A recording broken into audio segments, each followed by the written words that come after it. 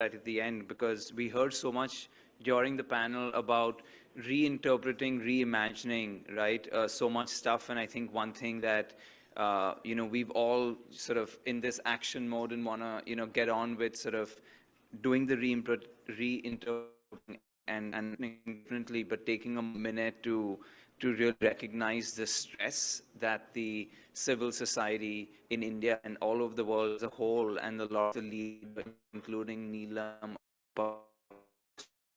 have really stepped up at a time when things were at their worst for themselves, personally, for their organizations. And it's just, yeah, it's been phenomenal to see you all come up of that, see all of you here in person today. So thank you once again. We're now going to move into our next session, titled The Journey is the Destination. We will have a discussion about philanthropy focused on young women. This session will explore the importance of philanthropy focused on young women and how shifting power dynamics to support them can result in intergenerational improvements and gender equity. We have with us on this panel, and I will introduce our panelists and our moderator as they come on, and we welcome all of you. So first up, we have Fonta Ture Puri, the inaugural director of the Girls First Fund. Prior to joining the Girls First Fund, Fonta worked at the World Bank in the Human Development Department. Her work focused on productive social safety nets, social assistance delivery systems, youth employment, early childhood development, livelihood support, and post-conflict stabilization.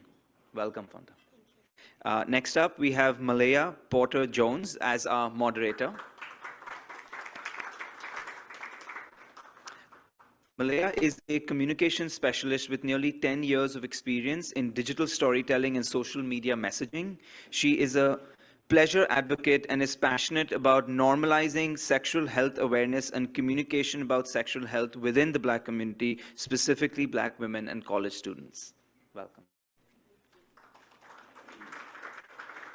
I'd next like to welcome Mona Sinha, who is currently the board chair of Women Moving Millions, a community of women who fund big and bold to create a gender-equal world.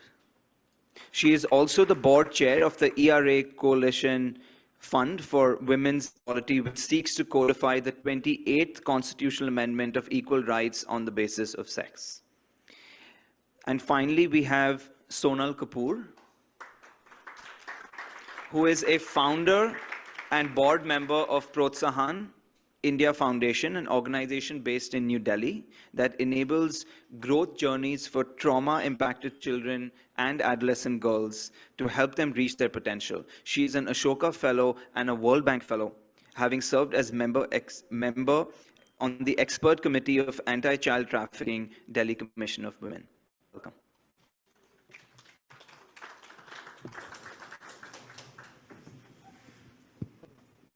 Hi, everybody. Thank you again for the introduction. You definitely took a lot of the script that I had to do, so I do appreciate that, and we can get started to hopefully get some great responses from the panelists and then get some questions from you. So thank you for allowing me to be here with you all today. Given that philanthropy for gender empowerment towards emerging market countries is on the rise, both in terms of the attention to gender-related issues, in terms of funding, foundations are increasingly looking to identify the most effective way of allocating funding to advance gender equality and women's empowerment. Keeping this in mind, today's session will spotlight trends, approaches, knowledge, and innovative practices fostering and influencing an engaged, informed community of givers and learners.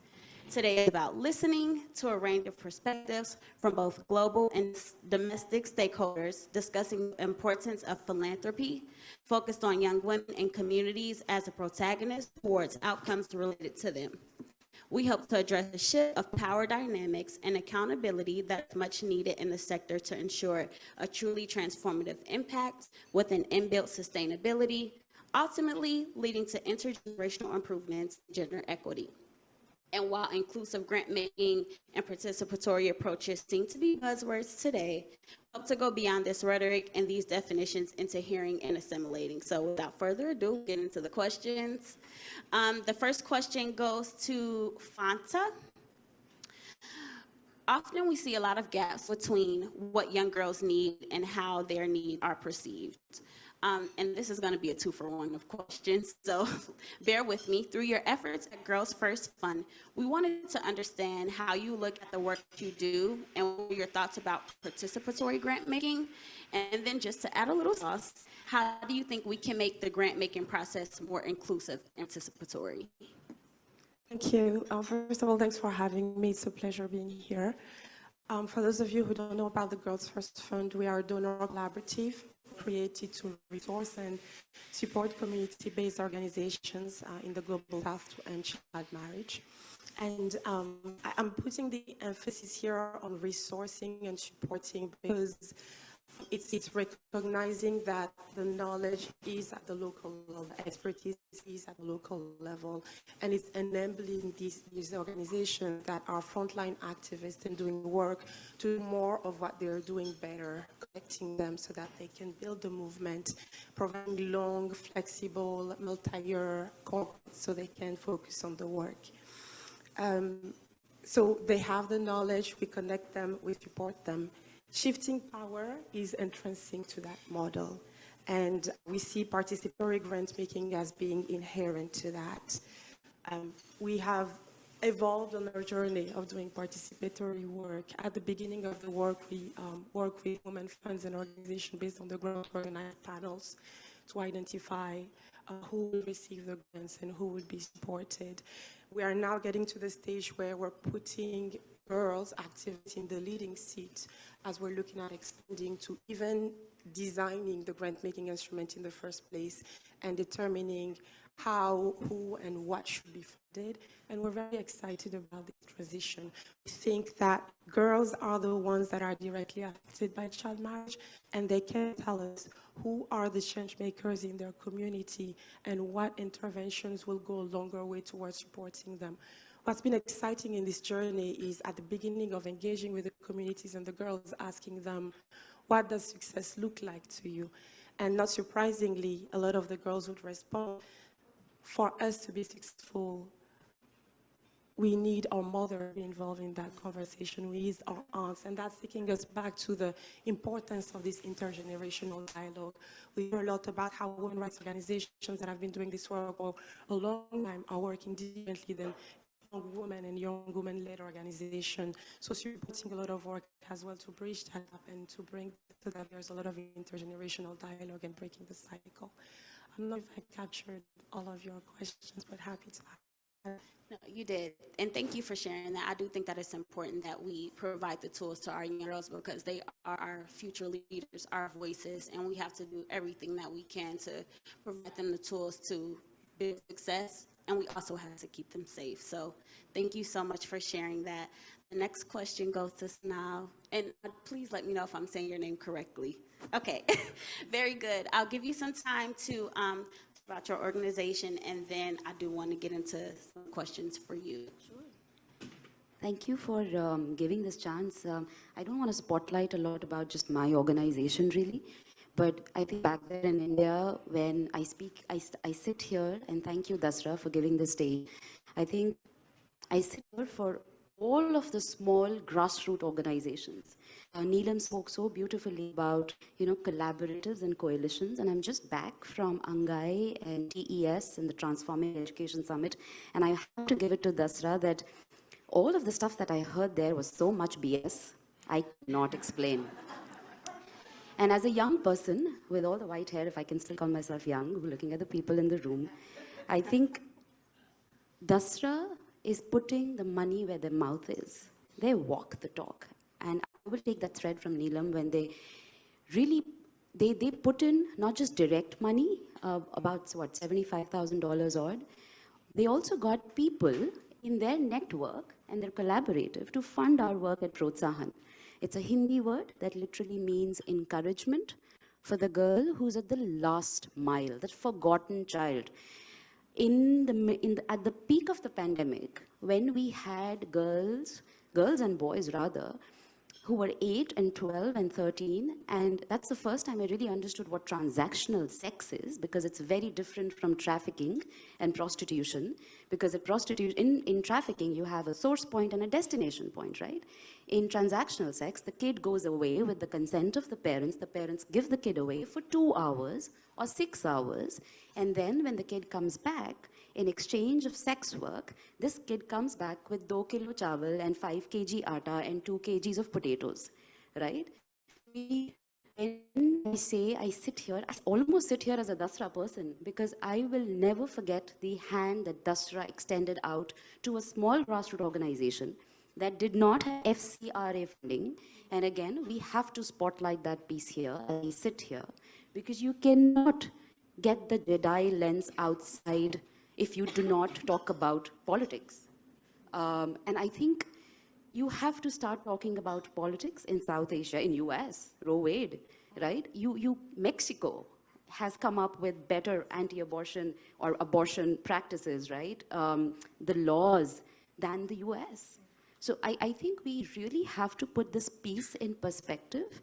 And to answer that question very directly, at Protsahan specifically, we are working a lot of feminist art, lot of feminist poetry. You cannot get to Jedi lens if you are not, or philanthropy, if you're not understanding philanthropy from the 2 core lenses. If I can sit here as a young person to say with a lot of humility, I don't have much of that, but one being the feminist lens to philanthropy. Do not forget that, yeah? The second, thank you. The second being, is your philanthropy talking about holistic pieces of healing, right? Don't go and say, hey, I'm going to fund only the menstrual hygiene pieces to things. I'm going to go fund because it's a sexy topic, or I'm going to fund this part of that thing. Because children or girls or people are whole. You have to, when you think scale, Yasmin so beautifully put it, you have to think holistic. You cannot say, I'm going to put this girl into like 20 different parts and see what lens do I have to pick on today, because that was spoken at the TES summit or at the ANGA. That makes no absolute sense. Go scale deep before scale on the breadth. That is as key as well, no denying the fact, the magnitude where the countries where we come from, and it's not just, oh, it's an India problem. I think every country has issues, but the magnitude has to be looked at from the depth of scale to get to equity and Jedi first, the gender, equity, diversity, whatever lenses they are, but the depth of scale has to guide your breadth of scale. We do have one more question for you, and thank you for sharing. So while there's a general agreement that grant making needs to be inclusive, it is challenging, and one needs to ensure that it's relevant. So where and how do you measure its relevancy? And can you share any examples of initiatives where you have seen this work? So I will give you an example of this piece where when I started, I used to be so angry as a 23-year-old when I started. And I think that anger is still there, but it's just kind of come to a space where I kind of know how to make sense of it a little more. But as a 23-year-old, when you rescue that first child who's been sent to a brothel by the family, and the very young mother who's pregnant, 36-year-old mom who's pregnant, that's a 7th baby in the womb, and I'm just cutting the very long story short. And when I asked her, what is it that you're going to do with the 7th baby which is in your womb? Because you already have 6 daughters, and you have to send one of those kids to a brothel to feed that 7th, to feed the rest of your family. This mom tells me that, and I was there as an advertising, filmmaking, making big branded movies on happiness commercials, funny little world that was. And this mom tells me, if this is a boy, I'm going to bring him up, get him educated, and he will pay back and give me back. But this time, if it's a girl, I'm going to strangle her the minute she's born. And I think I was 23 that time, very decently educated. And I think the lenses that we pick always, these lenses have to come from empathy. You can build whatever huge, most massive, the best of, we were talking a lot of this at the United Nations girls' education pieces that we were doing in the last couple of, weeks. And constantly, this thing that angers me so much also is that we are not looking at philanthropy or this entire work from, we let the program frameworks be on the ground rather than it being the other way around. And I think that is problematic. The problem is us not sitting at panels and conversations. I would think it's an informal, beautiful setup to talk about pieces, how the smaller organizations and coalitions and collectives can dismantle patriarchy. It's about the donors sitting here and saying, hey, can we have a chat over coffee? Because I want to just speak to not just you or your organization, but 20 more people like you. Can you set up a Zoom call? I think that will be fantastic. Philanthropy has to come from a space of humility, from absolute depth of understanding, of just basic compassion and common sense before the frameworks. Yeah.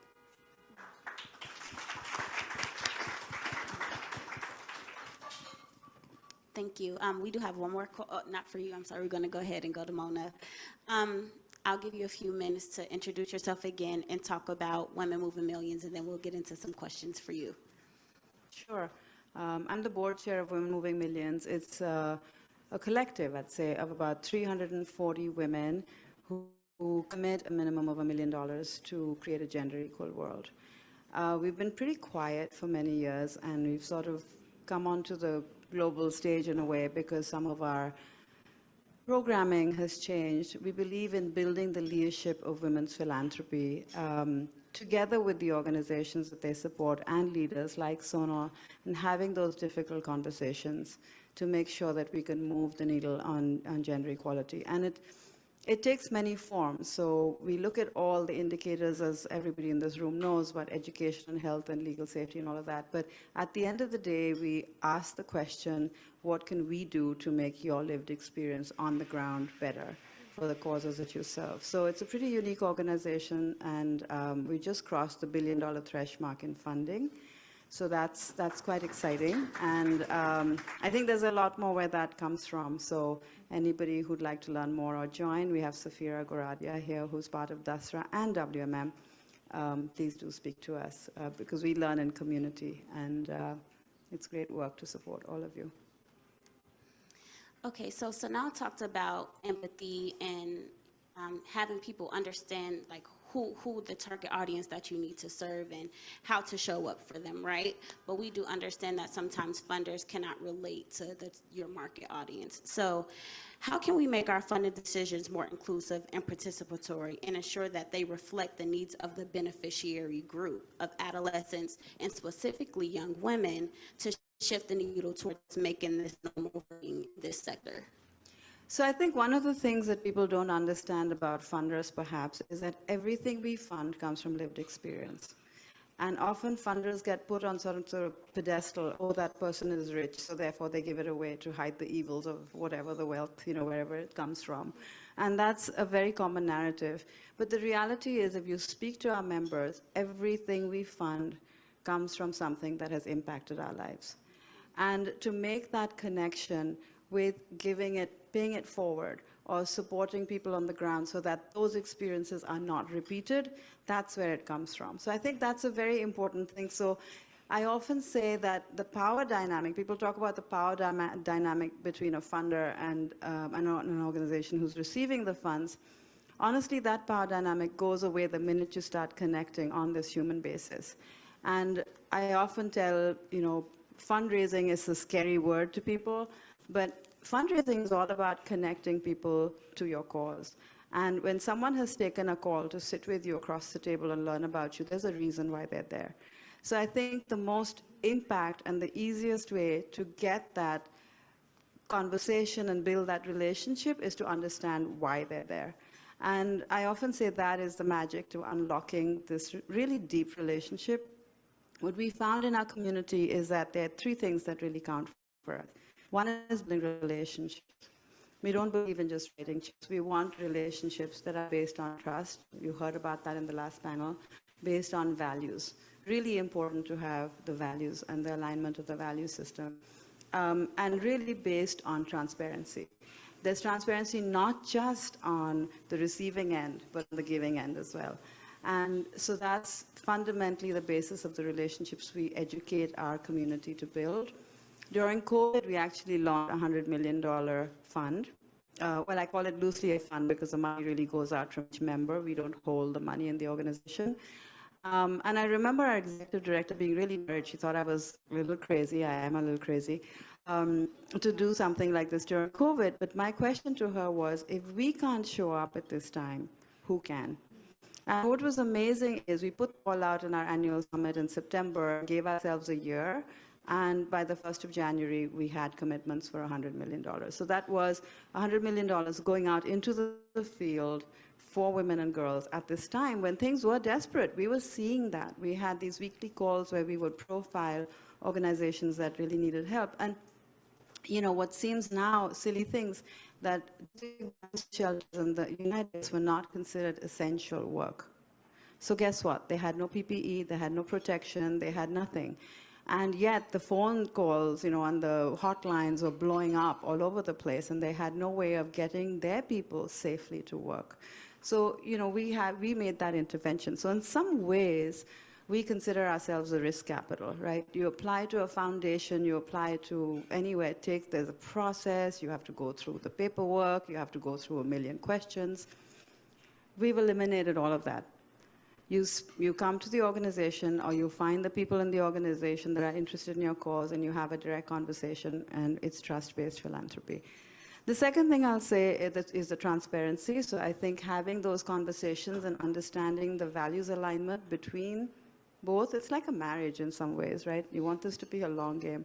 And that's the third thing. When you talk about intergenerational, it is a long game. I mean, these are problems in the world that we're not going to solve in 2 years, 3 years, 5 years. You know, we've heard the horrific statistics at Davos of 125 years to gender equality. Yesterday, I heard at the Ford Foundation, that's now 300 years. I mean, these are meaningless figures as far as I'm concerned, because if we get our act together, honestly, and fund in a way that it's most impactful and necessary, keeping in mind the well-being of the people who are actually doing the work, then those numbers are not going to matter.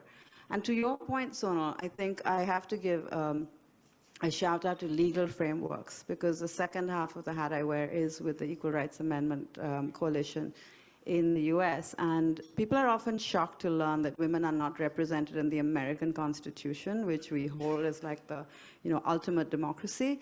And there can't be democracy without gender equality. It's just not possible. And as our world today, thank you, is shifting more and more to autocratic regimes, we're seeing that across the world, the rights that are threatened are women's rights. And the rights that are threatened are the younger generation.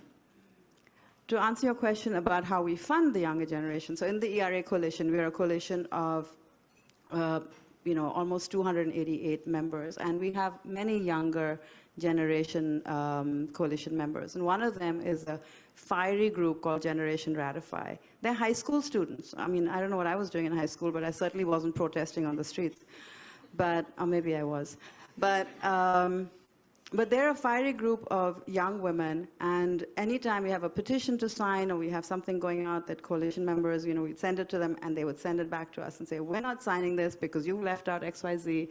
This is not intersectional enough, you have to make. And it's fantastic because we need that lens. We need to learn from them. And what they tell us too is the worst thing you can say to them is, okay, all the world's problems are now on your, you know, your shoulders. The next generation is going to solve everything. Well, they can't do it alone. And so it's just ridiculous to expect that we can pass on the burden of all the generational trauma, frankly, and inequities that the world is seeing now onto the next generation and not give them the tools or not give them the knowledge that we have gained to know how to tackle these issues. So it has to be collaborative. It has to be recognizing that the older and the younger is just a matter of age, and the issues are very much the same. Thank you very much. I think we have a little bit of time to take some questions from the audience. I just wanted to correct one thing. I forgot to introduce myself last time. Hi, my name is Girish. I work as part of the leadership team of People India, an education nonprofit. This time I actually didn't have a question, but Mona, to your point, I just wanted to set a little bit of context to all the philanthropists in the room. I had actually, just a month ago, and including some people in the room, I had done a community-led compensation benchmarking. So we needed to do it for ourselves. I asked in a HR for NGOs WhatsApp group, and it began with 3 people trusting me with their data of what's their minimum maximum salary, basic information. That snowballed from 3 to 8 to 15 to 69 NGOs giving their data. I parsed through that and shared it back to those who gave. It was like, if you get involved, it gets solved. Now, just putting in context that $1 billion, when you actually look at the numbers across the community, I was just converting, I'm terrible at INR to USD conversion, but all of us who move from the corporate sector to the nonprofit take a pay cut and on future earnings as well. I was at McKinsey, I took a 60% pay cut to come to people. And the highest salary that any CEO from 0 crore to 100 plus crore that we found, I'll just give you 30 seconds, just think about what number you would put it at. We found that CEO salaries in the organizations, which obviously are the highest, are only anywhere between, let me again check what I did the conversion, 18,000 USD per year to a maximum of 80,000, 88,000 USD per year. So that's and this is not the average, this is the max of that data. And the average is much lower. So I just wanted to set it up saying when you then add it up, and for grassroots organizations, it's typically like much lower than even manager salaries. Looked at tech salaries of one organization much more than any CEO salary. So just wanted to share that back, saying that to attract talent to the sector, you do also need to pay well and thinking of us as equal partners. Getting to that is also a long journey so that you can bring in people who don't have the privilege to leave their high-paying jobs to also do good work, especially when you take a Jedi lens to it. Usually it's the privileged who can afford making that switch from the corporate to the nonprofit world. So I couldn't agree with you more. I come from the finance sector, so I went from there to zero. But that's a different conversation. I think that's right. The fundamental problem, I think, in sectoral divisions like this, nonprofits are businesses. Let's not forget that they are businesses, they have to sustain themselves, and the only difference is that the revenue stream comes from, say, philanthropy or government or foundations, and not from selling a product or selling a service, right?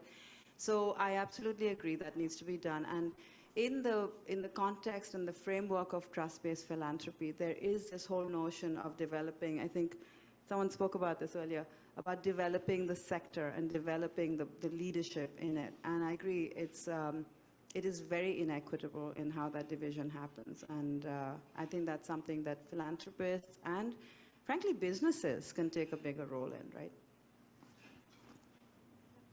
Can I quickly add to that? Sorry, for me, this just triggers a conversation that I often have with philanthropists and funders around operating costs. And I'm looking at it not from the perspective of making the NGO world more attractive to people shifting, but to how we value the life and the work of these frontline activists who may not even have like with the Ivy League degrees and things like that, but they're working within their community to make change. And it's bringing back this conversation on equity and being able to honor that work and realize that it's not charity, it's not someone out of the goodness of their heart doing that work. It is work, it is hard work, it's life-threatening work, and it needs to be appreciated. Well, with that, we have to conclude. Thank you so much. We have to conclude. Thank you all for attending. Panelists, thank you so much for your insight. Thank you for your questions. For those of you who are watching live in different time zones, we do thank you for joining us as well.